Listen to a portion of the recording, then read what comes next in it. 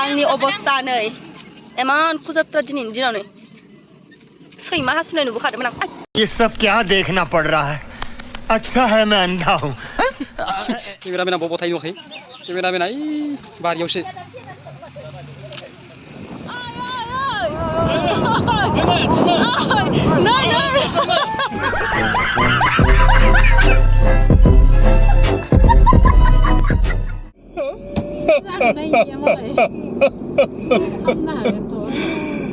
मानो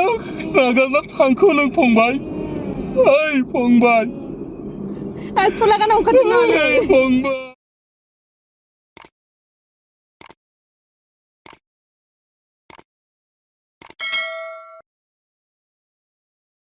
चलिए शुरू करते हैं हेलो फ्रेंड्स खुलुमबाय नोंथांमोन बयखौबो आंनि मोनसे गोदान भिडिअ बरनायाव हरनाय थाबाय स' आसा खालामो नोंथांमोना गासैबो मोजाङैनो दङ ओमफ्राय आंबो मोजाङैनो दङ ओमफ्रायहाय लोगोफोर दिनै जोङो थार्ड डे शुटिंआव फैलायबाय आरोना ओमफ्राय जोङो एसे देलायना लानोसै माने जोंना बिना मेकआपसोथ' मेकआप आर्टिस्ट बिदि जेबो गैया ओरैनो सिम्पोलसो जोंनिया माबायदि जागोनथाय बेखौबो मिथिबावला आरोना स' नोंथांमोना नेनानै थादो जोंनि मिउजिक भिडिअखौहाय ओमफ्राय जोंनिया दिनै लास्ट शुट आरोना दिनै फोजोबनो नाजाथारनोसै बिदि फैबाय थानो हायाना ओरैबायदि गोसोम जाजोब्बाय सोमथाबजोब्बाय माने सान्दुंआव ओंखारनानै आयनाफोरखौनो नायनो लाजिलायनानै जाबाय आरोना ओमफ्रायहाय थेवब्लाबो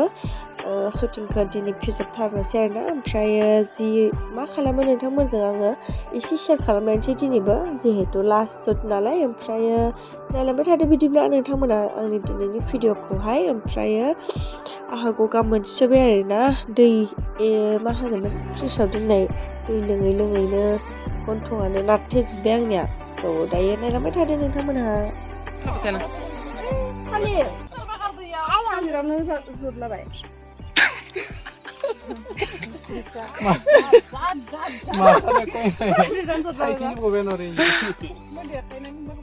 थालिरनि जायगायाव खिथायोबा जागोन गजब बेइज्जती है थालिरखौसो खारग'बाय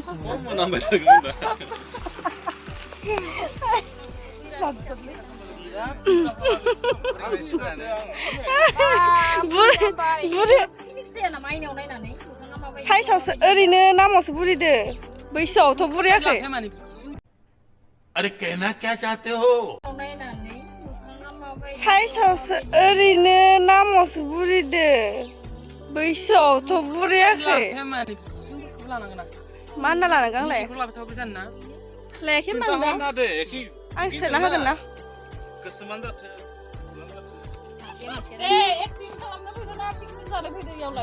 एसे एक्ट्रेसा जोंना नुगोना नुवाखै आं सान्दुंजोंनो मोदानजोब्बाय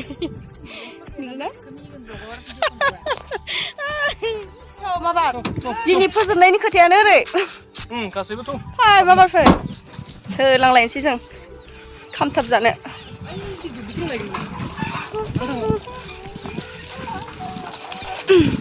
आंनि बडिगार्डआ नै बेग लाग्रा माबा लाथ'दे थ' अ माय गड हाग्रा बंग्रा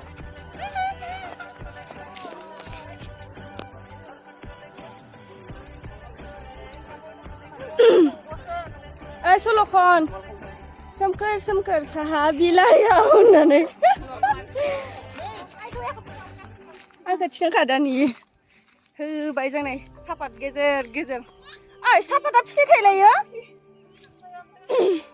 ओइ सापाता फिथाइ थायलायो सं हो दिनैसो नुफेरदां नै सापात फिथाइया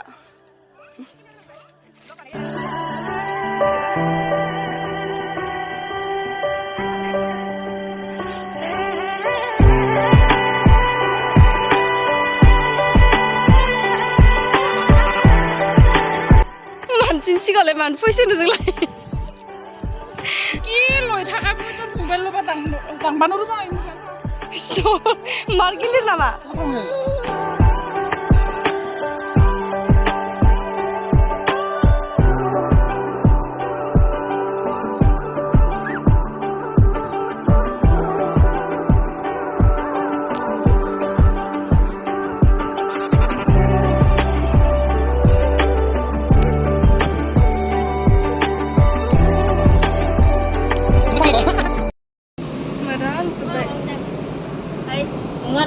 आरो थालाङो मानसि गोजा थाङो ना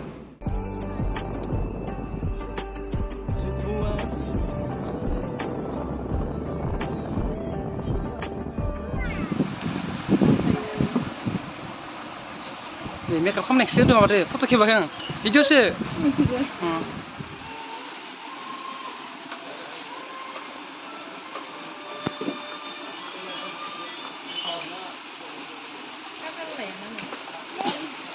मा जागोन बुंबाय चिकेन पक'रा ओमफ्राय कल कफि मोनसे लानानै दे दिनैबो जोंनिया जोबगोन ना जोबा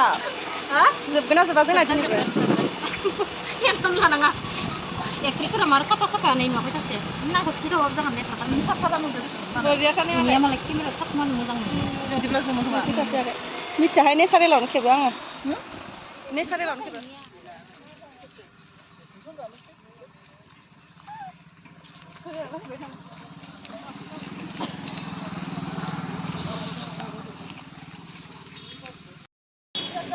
सोरान दखान दे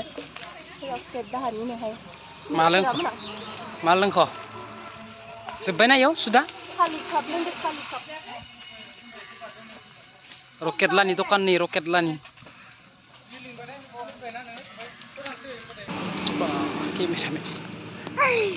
केमेरामेना डेन्जारलै जोंनिया वाह क्या सीन है वाह क्या सीन है जाबाय जा केमेरामेन हेन्डसामखा जावाखै र' जावाखै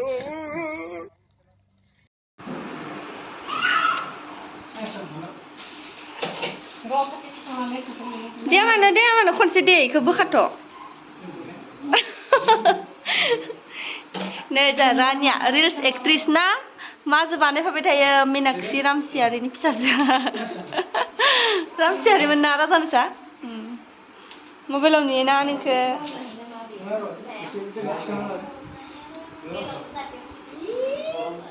बस्ता खाराब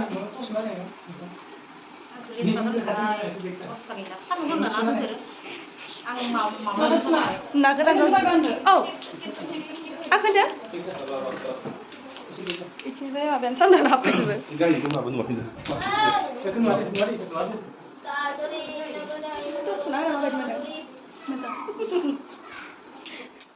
स' फाइनालि लोगोफोर जोङो दायो लास्ट शुट खालामनो नागिरबाय आरोना फाइनालि दिनै जोबसिगोन जोंनिया नोंनि डायलगा जायो माइकबा जागोनहाय देन्जार खोनागोन आंनि मिनिनायखौ दा ओमफ्राय जि मोजां मोनबाय दिनै जोबसिगोनखाय बड' स्मल फेमिलि जानै आबौआ आं रोङा दे जा स्ट'रिल' होयो स्टेटासल' होयो थांनानै इसोरजों थाफा थाफानानै माबायदि जादों मा जाहोगोन गैला अबस्था गैला साननाबो इनासो साबसिनबाव मालाय सान्स एक्ट्रिसखौ देखायदो र' जोंहा एबार एक्ट्रिसा मा खालामगोन नोंथांमोननो देखायगोन आं फिसानो सेस गबाय नङा दे थांनो जासिगोन एक्ट्रिसा नोङो मेकआपानो फुजात्रा सेन्डाल बायना हरनांसिगोन आंनो गैला दाराबा